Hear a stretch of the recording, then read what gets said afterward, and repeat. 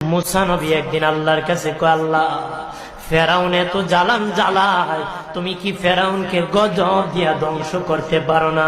আমার আল্লাহ কয়, মুসা আমি ফেরাউনকে 4টা কারণে গজব দেই না।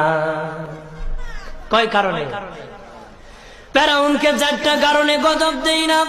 1 নম্বর কারণ হলো, রে মুসা, সারাদিন ফেরাউন বলে আমি খোদা, আর রাত যখন হয়ে যায় জঙ্গলে যায় করলাম আমি জানি তুমি খোদা, আমি খোদা না, কিন্তু আমারে মানুষ খোদা কইলে ভালো লাগে, খোদা কইলে ভালো লাগে।